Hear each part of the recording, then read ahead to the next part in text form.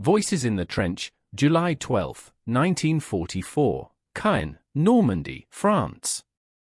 By the second week of July 1944, the city of Caen was in ruins.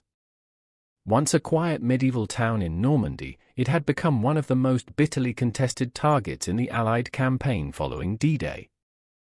British and Canadian forces had been trying to take the city since June 6. German defenders, dug deep into fortified positions, had orders to hold it at all costs.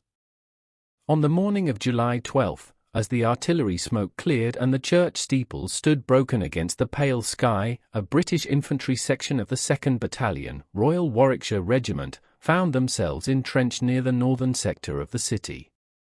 The sounds of war had not stopped for weeks, only changed. Machine gun bursts came in shorter intervals. Mortar fire fell further away. But the tension in the trench had never eased. That morning, a war correspondent embedded with the unit began recording voices, not for radio, not for propaganda, but for documentation. The soldiers were not aware their conversations were being captured in full. The tape that survived gives us a rare, uninterrupted audio record of what men spoke about when the fighting paused just long enough to let them speak. The voices are calm. One man speaks of his brother who landed in Italy. Another mentions a letter from home. They argue about tea. One tells a joke that falls flat. The youngest soldier, a 19-year-old from Liverpool, sings a line of a song before going quiet.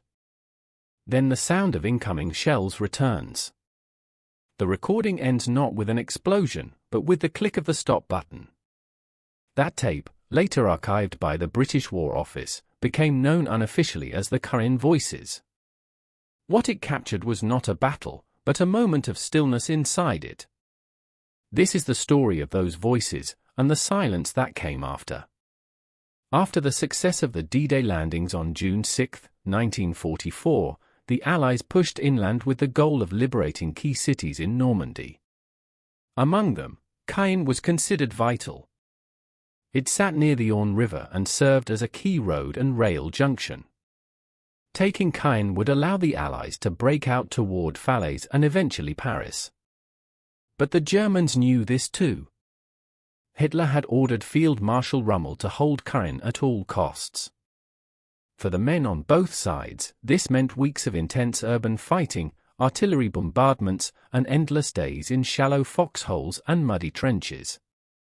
British and Canadian forces of the Second Army launched multiple operations, Perch, Epsom, and finally Charnwood, to seize the city. By early July, most of northern Caen lay in Allied hands, but the southern portion remained contested. German SS Panzer divisions, particularly the 12th SS Hitlerjugend and 21st Panzer, were dug in with tanks, snipers, and fortified machine gun nests. The city, once known for its cathedrals and cobbled streets, was now reduced to rubble, with civilian casualties mounting by the thousands. Among the units advancing into the northern sector of Caen was the British 2nd Battalion, Royal Warwickshire Regiment.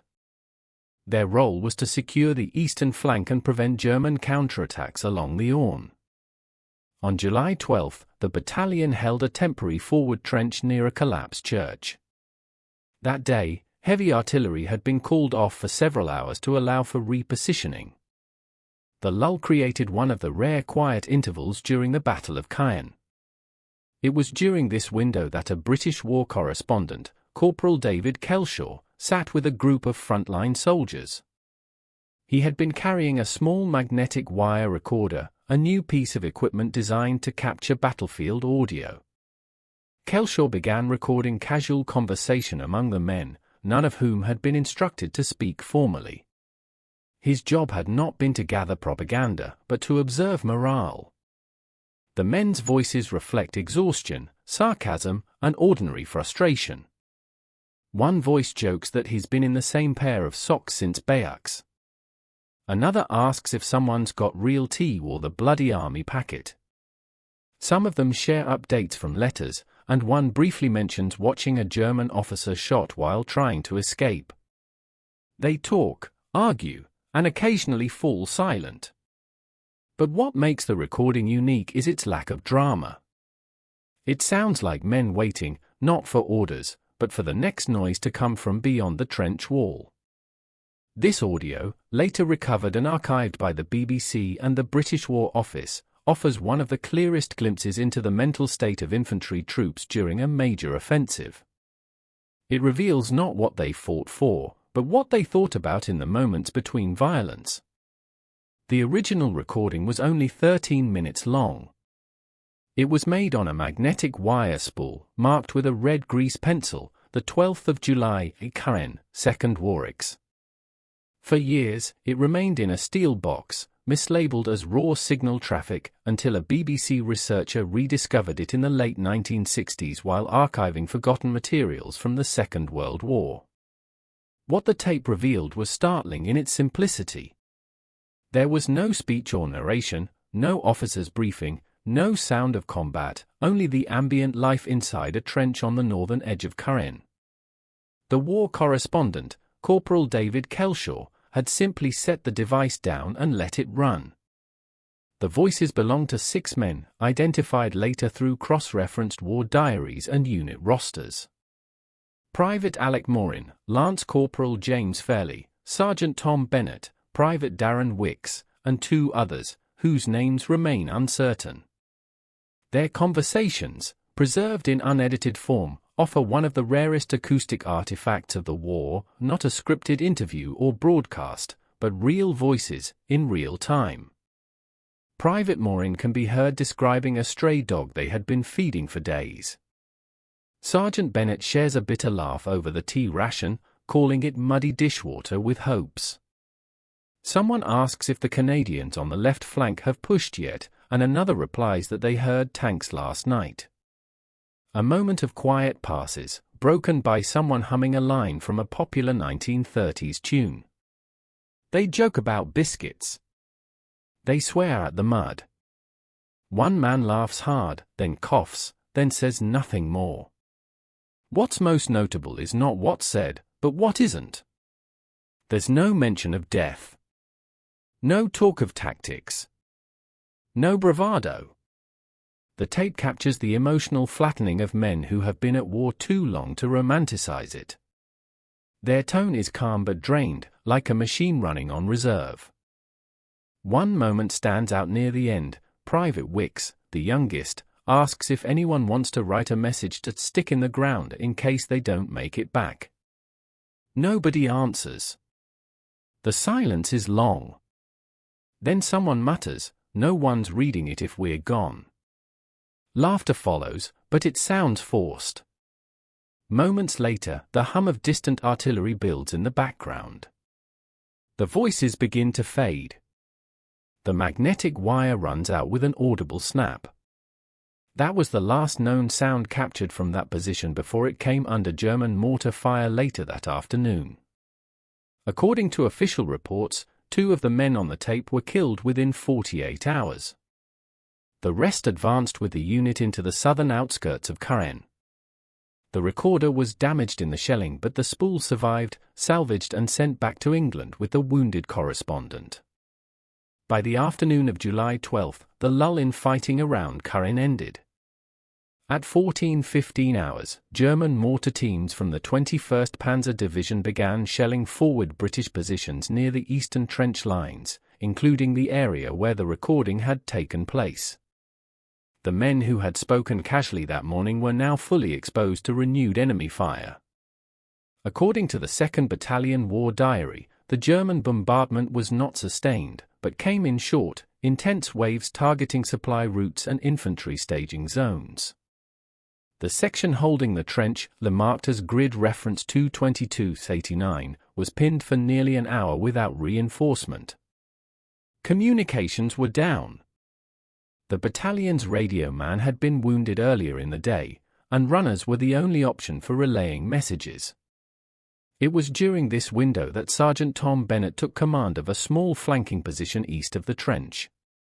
A German milligram 42 had opened fire from the corner of a collapsed farmhouse and was suppressing movement. Bennett led a 3-man fire team to a forward ditch, using smoke shells as cover. One of those men, Private Darren Wicks, the same voice heard on the recording, was hit by shrapnel while crossing the open ground. He died before reaching the ditch. Despite the loss, Bennett's team managed to disable the machine gun nest using a PIAT launcher scavenged from another squad. For this action, he was later awarded the Distinguished Conduct Medal, though records show he never formally accepted the ceremony. The same day, a counterattack was launched by the 12th SS Panzer, forcing the British line to hold under sustained pressure. The trench, battered and partially collapsed, was finally abandoned by nightfall as the unit was ordered to reposition south. The remaining soldiers, including those whose voices were captured, moved to reinforce a new sector near the Caen Ring Road. It was the last time that particular position was occupied by British forces. The recording device, damaged by shrapnel, was recovered from a buried kit bag the next day by Corporal David Kelshaw, who had suffered minor injuries during the barrage.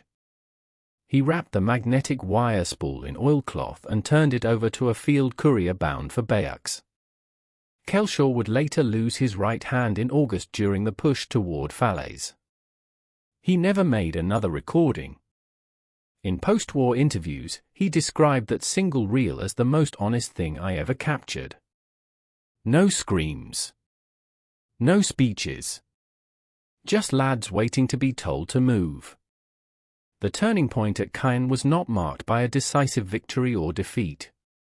It was defined by what men did in the narrowest cracks of calm, how they coped, how they moved, and how they went silent just before the world changed again.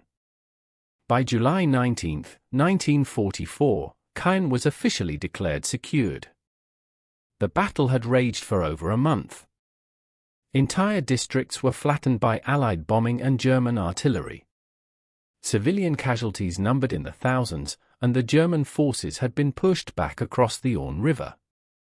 The Allies now held one of the most strategically important cities in Normandy, but at a cost measured in rubble, fire, and lives.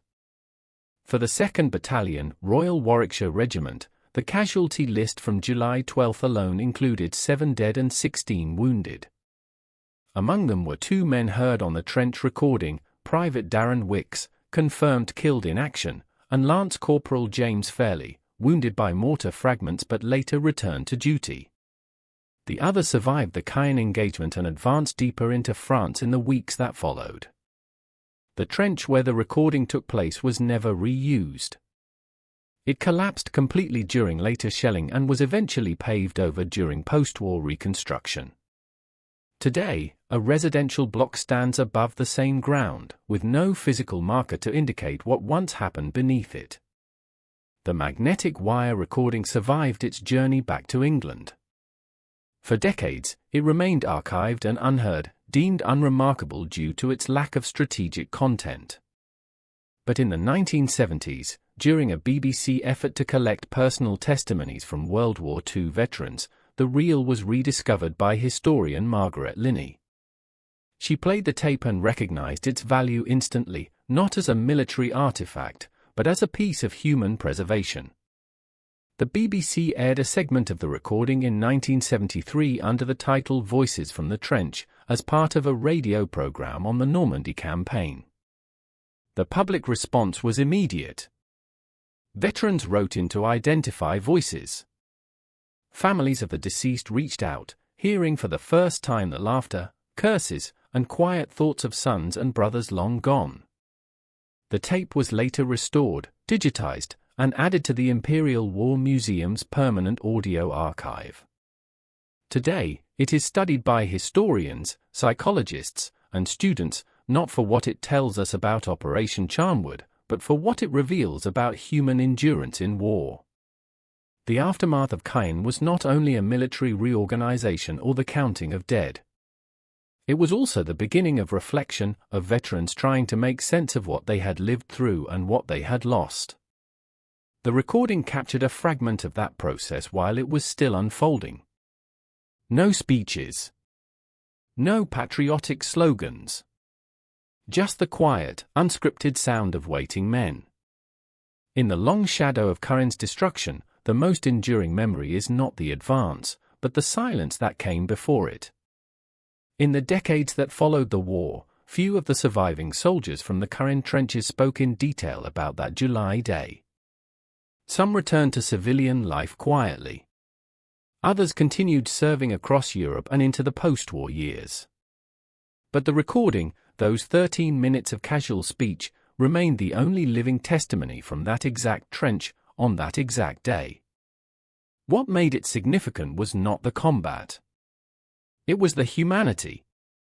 The way men passed time in limbo, speaking about nothing of military value, just food, family, weather, and old jokes.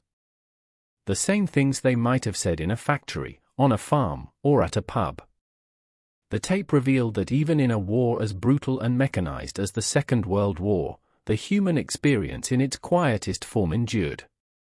In 1994, on the 50th anniversary of the Battle of Caen, the Imperial War Museum released the full recording to the public for the first time. A short documentary titled 13 Minutes of Silence was produced to accompany it. It played across British television and was later broadcast in Canada, France, and Australia. By that time, only 2 of the men featured on the recording were still alive. One of them, Sergeant Tom Bennett, declined to be interviewed but sent a written statement. He wrote, "We didn't think it would last. That moment. That silence. We thought it would be gone in the next round. Funny what sticks. We just talked, and somehow that's the part the world kept." The site of the trench is now part of a residential neighborhood in modern Caen. There is no monument. But in 2016, a local historian succeeded in placing a small brass plaque on the side of a nearby building. It reads simply, "Here, men waited. Here, voices were recorded.